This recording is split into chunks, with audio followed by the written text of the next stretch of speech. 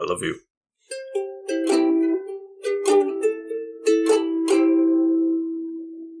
I had to stop eating there for a second to make sure we got the quiet sounds. Welcome back to the Couch Potatoes. You could have finished eating before we were. No, people love the sound of people Yeah, eating. they really do, They really don't do. they? Yeah. Uh-huh. It's a whole ASMR thing. I, the chewing one, am the green traveler from Gorsh. And I am the Faceless Leon. Welcome back. This is Green and Faceless on the Couch, Yay. a podcast about movies and TV. And hey, we're talking about TV. Oh, so right, we are. Oh, God. We're back again. We were here last year, or maybe a little bit earlier or later last year. I can't remember when it came out. Earlier, we're on our game then. This is the second season of The Legend of Vox Machina. The Legend. Rather. Vox Machina, as some of you may know, is the adventuring party of Critical Role from their first campaign. Indeed. And we're back again just to catch up on what happens in the second season because we enjoyed it. We enjoyed it a lot. Yes. In fact, we enjoyed it so much, and so did so many other people, that they've announced that their second campaign, The Mighty Nine, will be getting their own Amazon Prime show as well. Already. And I am excited about that too because Makes a lot of honestly, sense.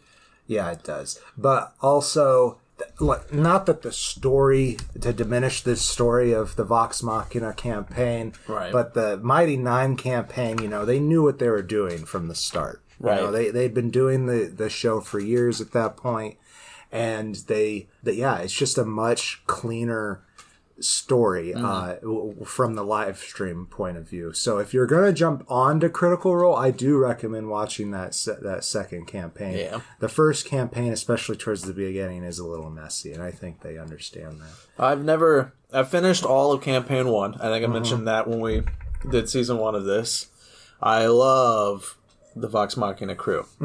I did not finish all of campaign 2, but I love the characters of the Mighty Nine way more, which is really weird. I don't know why. I mean, I do know why. The episodes are 4 to 5 hours long, and it's really fucking hard to find any of that time. Yeah. And this isn't to diminish anything about the third campaign either, no, because it's been fun. And I don't know a lot about what's going on in the third campaign. I've only watched like the first 20 episodes, but I love the characters too. But I have heard that they've already brought in characters from campaign 1. They have. And maybe campaign 2? I'm not sure. I don't think so. Not yet, but I'm sure Matt will.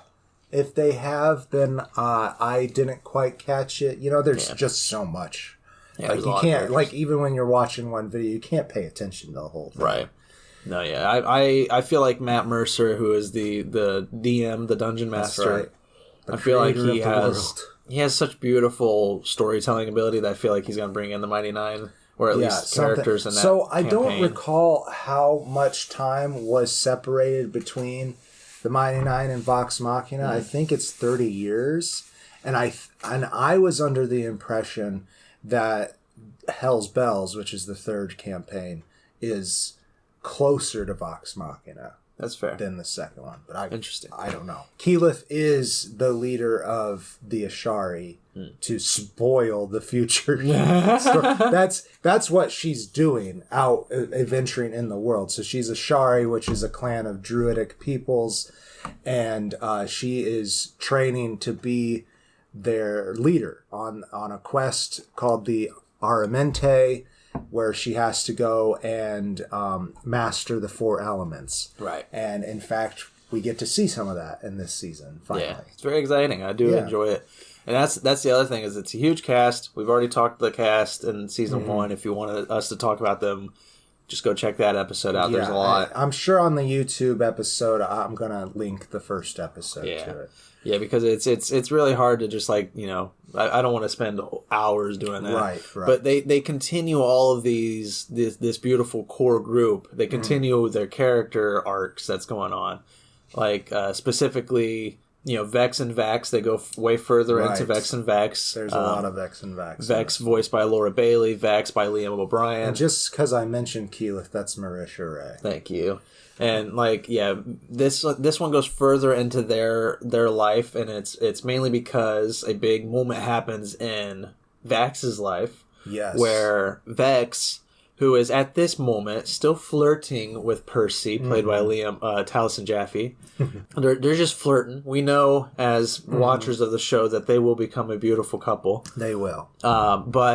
And sadly, we still haven't gotten that bathtub scene. I'm still very excited for the bathtub scene. I thought that already happened for some reason. I think it'll be next season. Like I think they got to be more of a thing. Oh, okay, you're right. Yeah, but like Percy and Vex are flirtatiously exploring some treasure when Percy accidentally sets off a trap that literally kills Vex. She is dead. She's dead dead on the spot. Dead. And Vex. Their healer, Gnome, played by Ashley Johnson, can do nothing. Yeah, she can't. Nope. Yeah. They got nothing in the spell bank that can bring the dead back yet.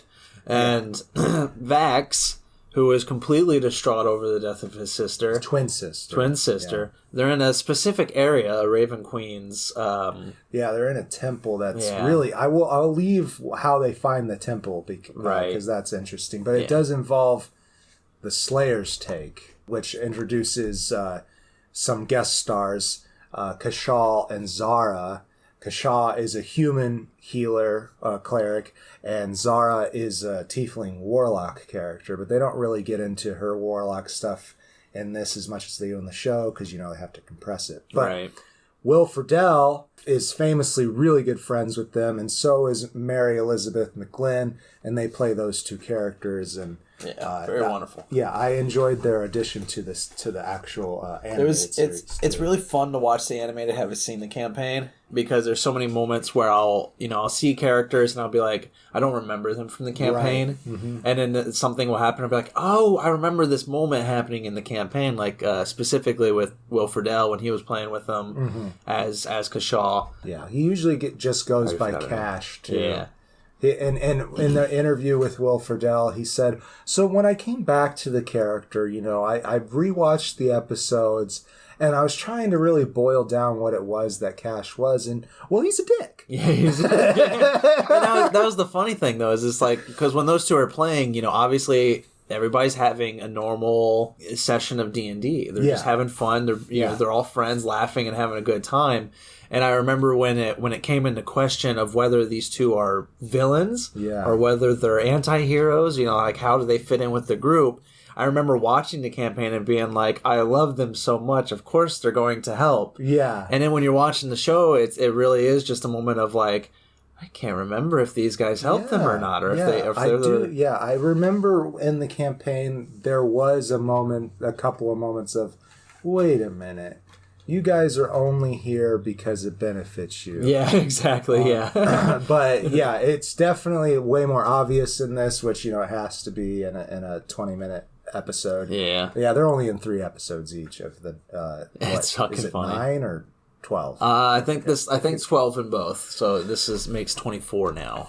Wow. But what happens though is while they're in that temple of the Raven God or whatever it was, the Matron of Ravens is what they call it because the Raven Queen is copyright by somebody else. That's fair. Yeah. And they're in her temple. Vex is dead, and Vax sees the Raven Queen. Or Matron of Ravens. Matron of Raven. Well, you can say whatever. Yeah, right. and he makes a deal with her, basically. He will be her champion if she can bring his sister back from the dead. That's what happens. And that's what happens, but he also, in the process, gets what they were there for. Right, which is, the vestiges. A vestige of divergence.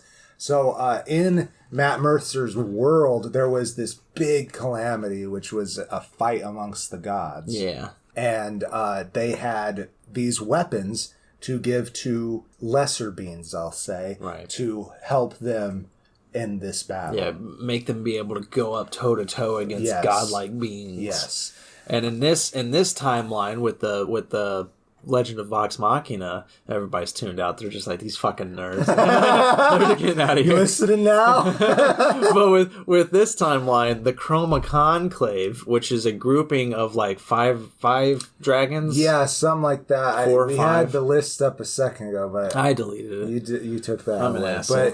But it is led by Thordak, the Cinder King.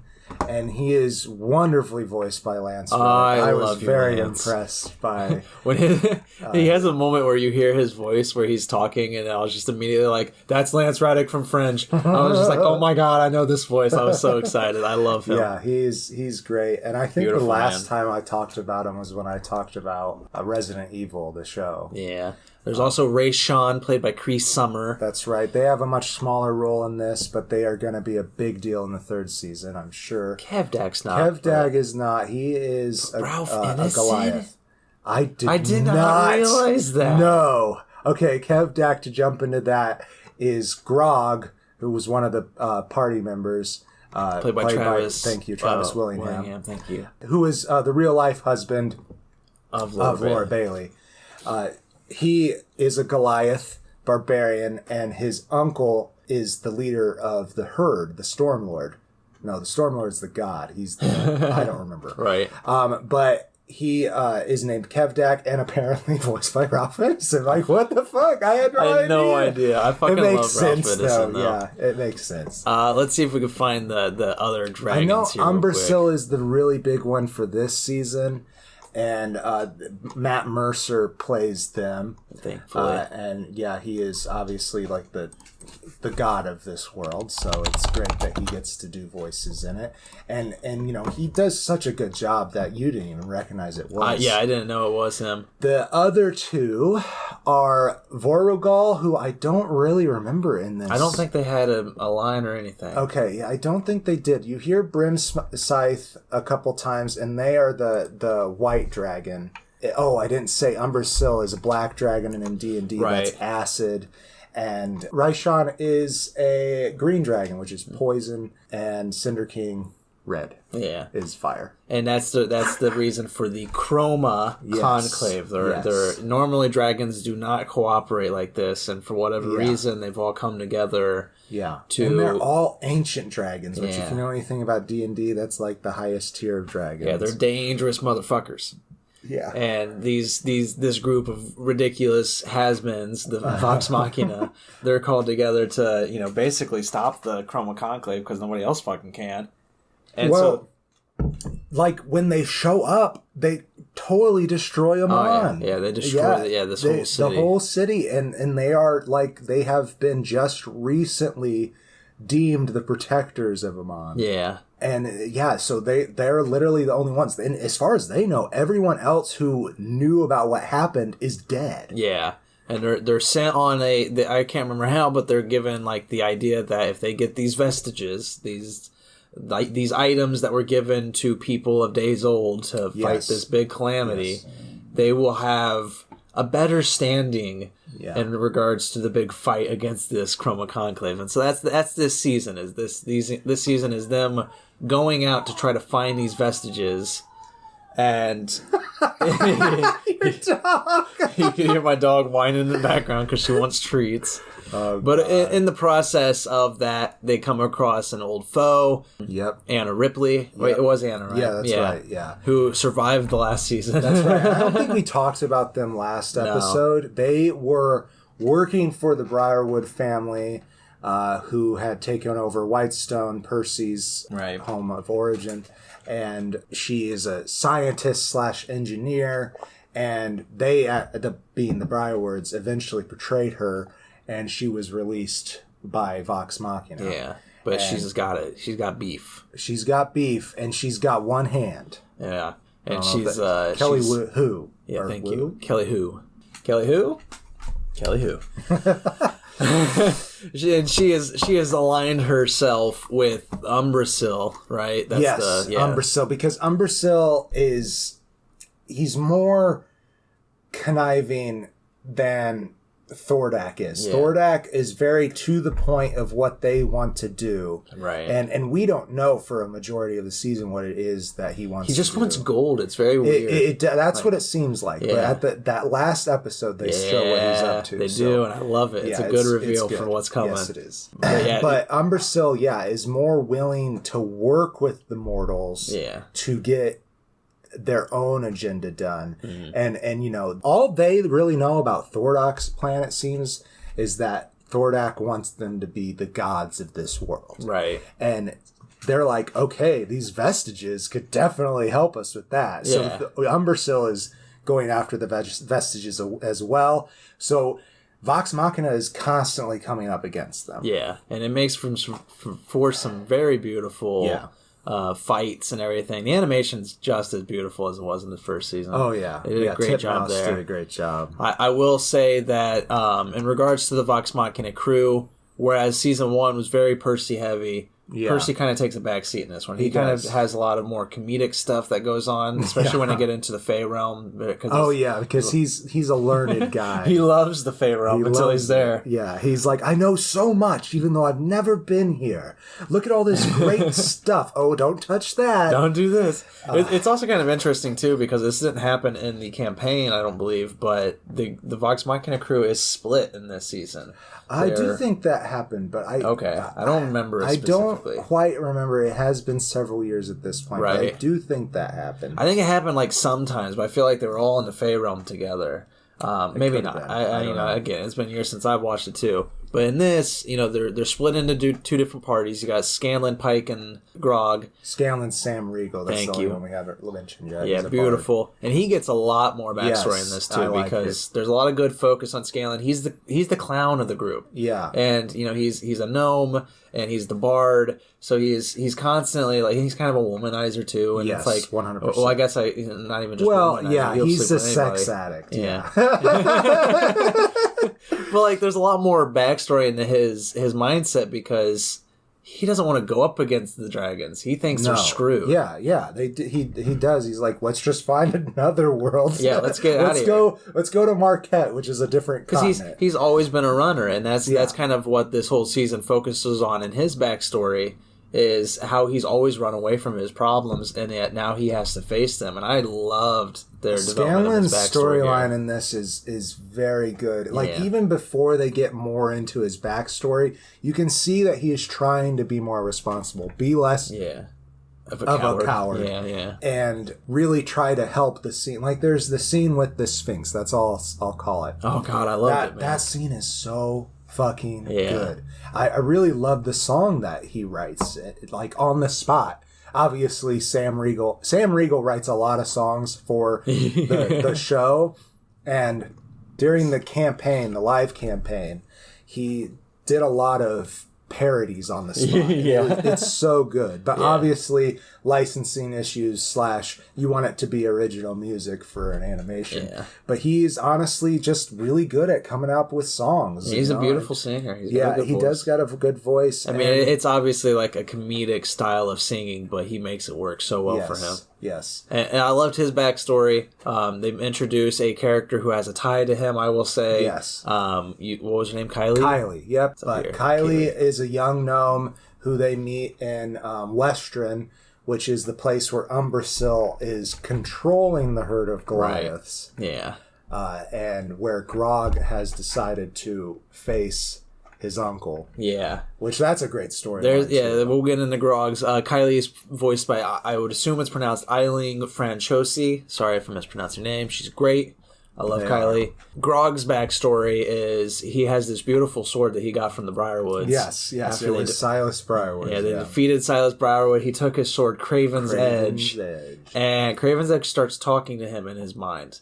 And it's kind of similar to season 1. There was character Percy. It's very much like Soul's Edge. Did you ever play Soul Calibur? Nope, never did. Okay, well...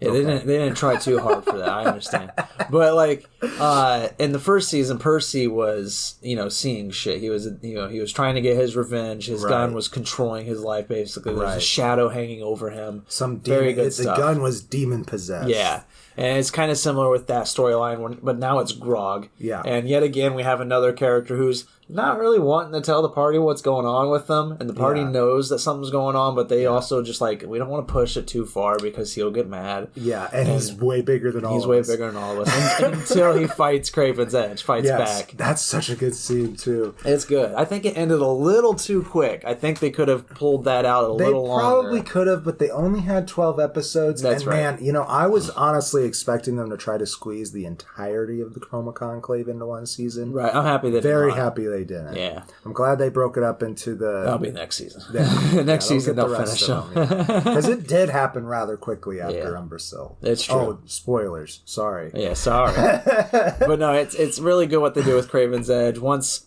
they get through the little plot armor with Craven's Edge, Grog is weakened. Yes. He's very weakened, and the point of, like, body mass, too. Like, his body is much smaller. He's so small. It's hilarious. He can't barely move right afterwards. Yeah. He has to go to Pike's grandpa.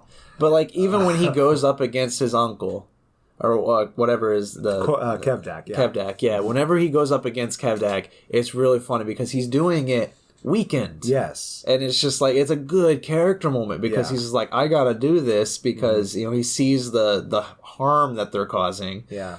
Love it. It's a beautiful moment. It is. And Pike doesn't really have much. She's got, her stuff. Hers was big. Her story was bigger in the first season. Yeah, exactly. Too. So she took a little bit of a backseat. The other grouping, though, Vex, Vax, and Percy and Keyleth, they're in the Fey realm. All the tall ones. Yeah, all the tall ones. Except for Krog.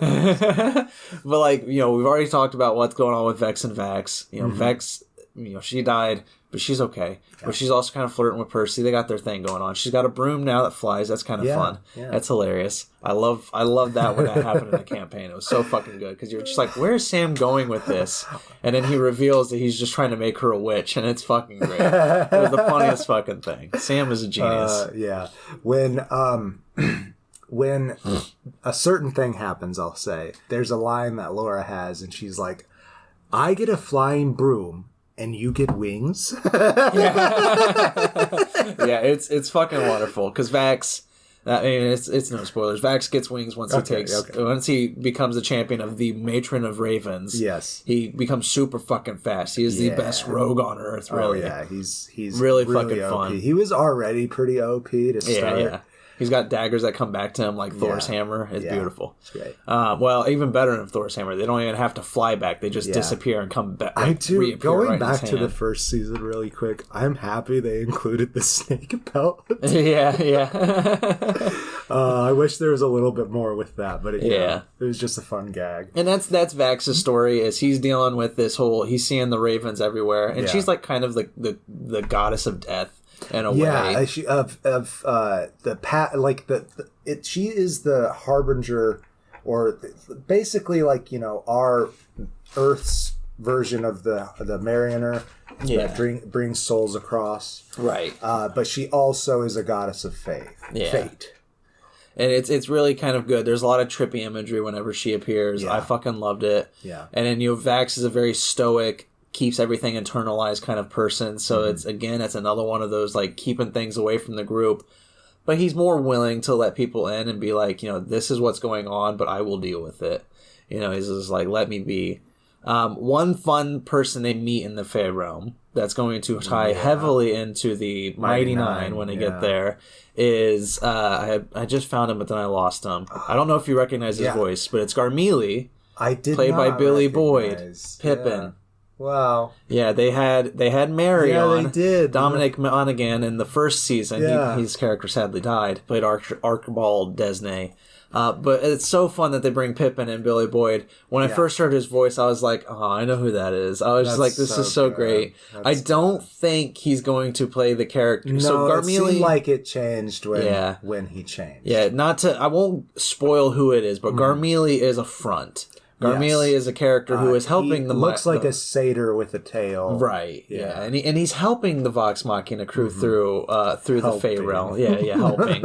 and with air quotes around if you can't hear it. I fucking love his journal. The character is so good. It's good. So he's like, the first thing that happens when they're in the Fey realm is that they've come upon Garmelie. Yeah. And he is just drawing in his sketchbook, and he closes it and tries to run away, and they grab it. Right. And it's all sexual images of them. Which is a big reference to who his character really is in the Mighty Nine. 100%. If you've ever watched, I mean, obviously, if you've watched Critical Role, you know who Garmelie is. You know who he's a front as.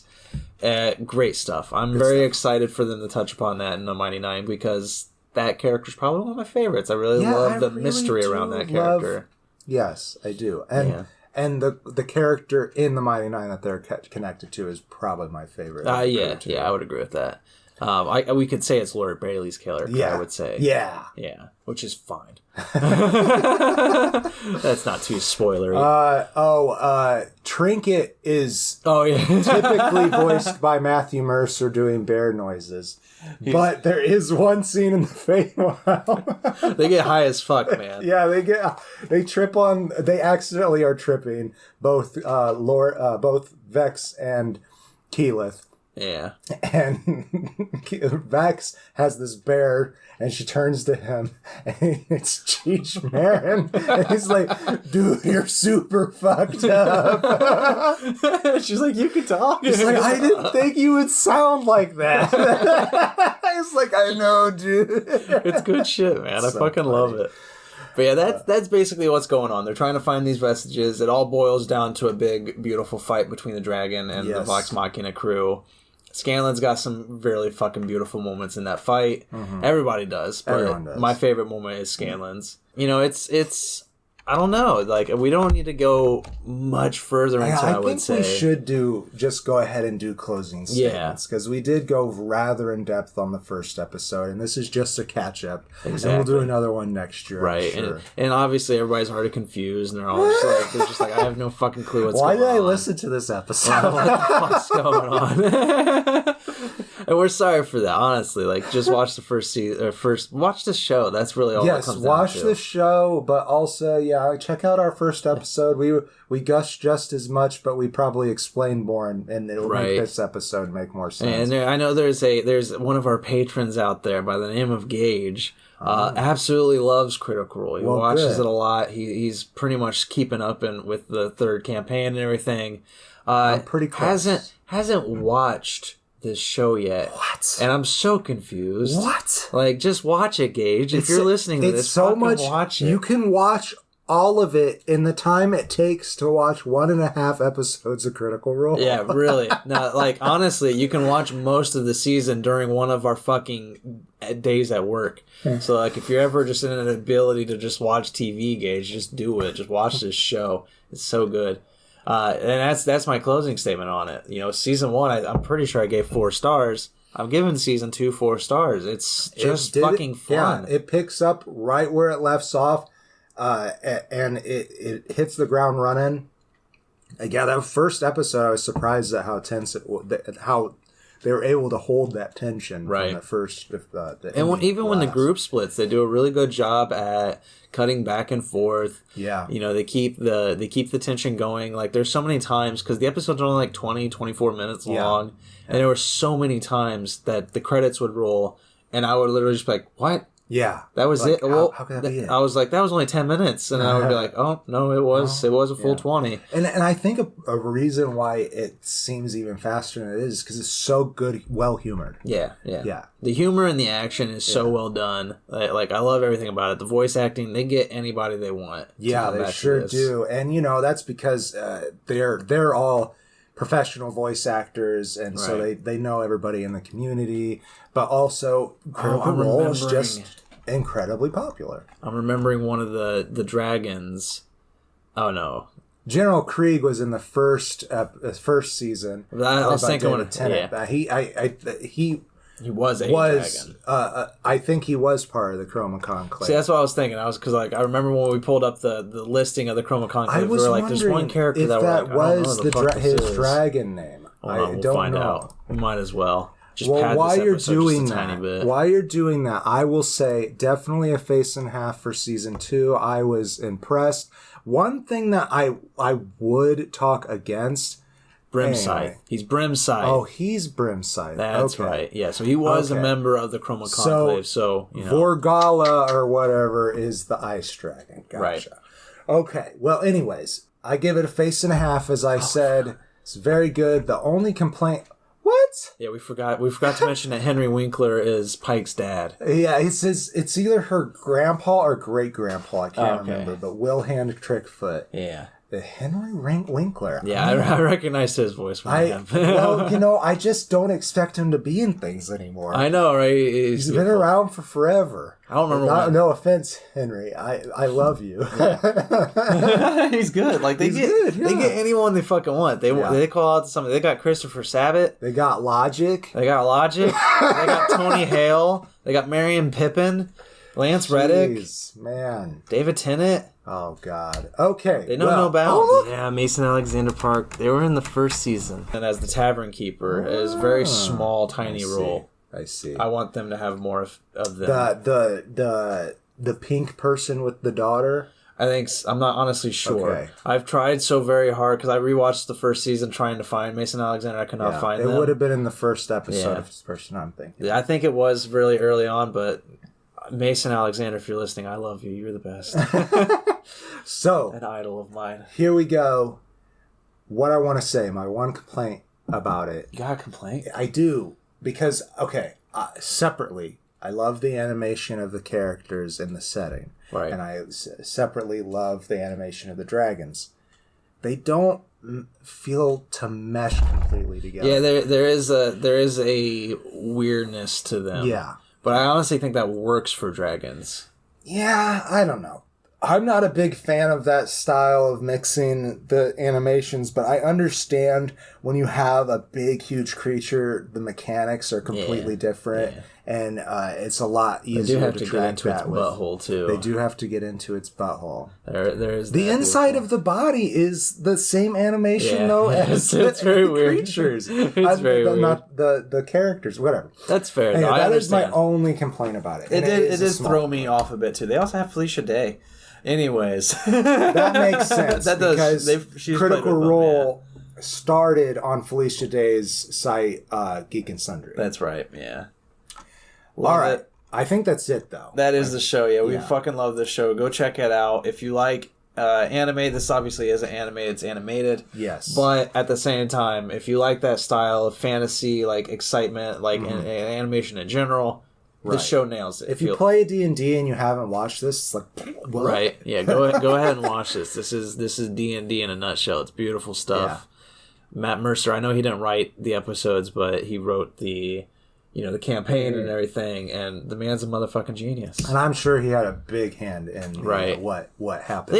They got big names in the writing crew too. I don't honestly know them, but I've watched many stories about Kevin them. Burke's name for sure. Yeah. Oh look, Sam Riegel got. Yeah, Sam and Travis wrote an episode of. Yeah, it's like they've got so many beautiful people working on this show that it's just you gotta watch it, man. You just got to. That's the green and faceless plug right there. Not that they need it. That they need it, but we do love you, Critical Role. And if you ever want me to play with you, yeah, if you ever want Green and Faceless to be on there, we'll gladly be there. Yeah, 100%. Die in hand, we got dice at the ready. Oh yes, yeah. I even got characters at the ready. I found this new app. That can generate first level characters really quickly, and you can do as many as you want. There you go.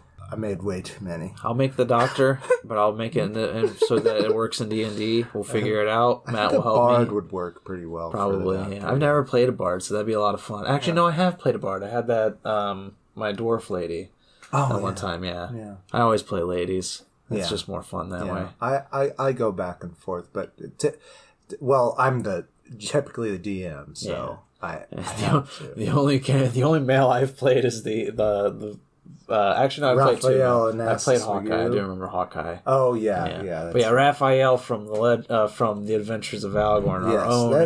That's our own. It was our first campaign that we did together, and we adapted it into a podcast. A radio show. Yes, a radio show, and it's got 6 episodes if you want to check it out. It's where you can find podcasts. I do have more written, just no time to produce it. Yeah, so if you guys want more of that, you can leave us some comments at our Patreon, patreon.com/greenandfaceless. Yeah. And, your support could help us do more projects like that. Indeed. So if you are a fan of that show, let us know. I've got a horror radio show in mind. If you want something out of Alfred Hitchcock, I've got plans for a horror radio show. That sounds fun. So yeah, help us out financially. Yeah, we would love to do more projects for sure. We've got ideas out the butthole. Yes, we're pooping them out every day. Yep. So, thank you so much for listening. Indeed. I am the Faceless Leon. I'm the Green Traveler from Gorsh. Safe travels, and good night. Just had to roll a dice. Nice. Felt I right. like that. It did feel right. Green and Faceless on the Couch is a proud production of Fiction Works 19. Are you a fan of the show? Feel free to contact us at greenandfacelessfans@gmail.com or visit our Patreon page at patreon.com/greenandfaceless. Don't forget to comment, like, and subscribe, or rate us on Apple Podcasts. Thank you so much for listening.